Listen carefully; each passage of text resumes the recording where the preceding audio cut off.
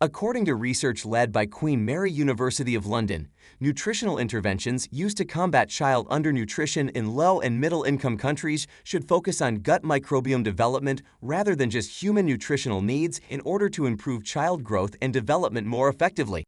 The study, published today in Nature Communications, discovered that improvements in nutrition and household sanitation have little effect on a child's gut microbiome and thus growth and development, and that genetic function of gut microbes in early life, rather than the types of microbes present, can predict how well a child is growing or will grow in the coming months.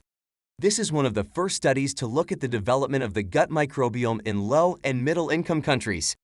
The gut microbiome refers to the trillions of different microbes that live within the human gut and are necessary for early developmental processes such as immune development, hormone production, and nutrient metabolism.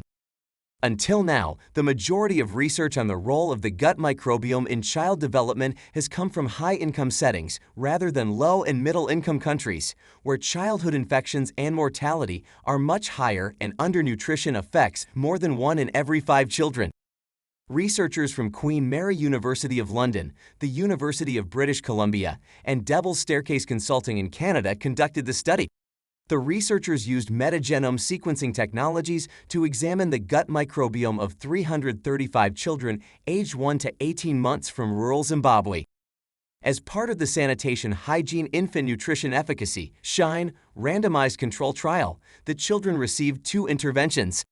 The first intervention focused on improving infant and young child feeding. This included giving a nutritional supplement called NutriButter to children aged 6 to 18 months. The second intervention involved bettering household water, sanitation, and hygiene.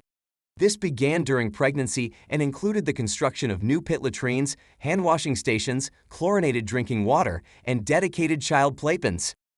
Surprisingly, the findings revealed that these interventions had very little effect on the children's gut microbiomes, implying that more intensive interventions are needed to alter the microbes that colonize the infant gut in these settings. The researchers also discovered that genetic functions of gut microbes, such as B vitamin metabolism, can predict how well a child will grow in the coming months. Because child growth is strongly linked to immune development, brain development, and other developmental processes, this new microbiome data provides a new target for interventions aimed at optimizing these growth and developmental pathways in at-risk children.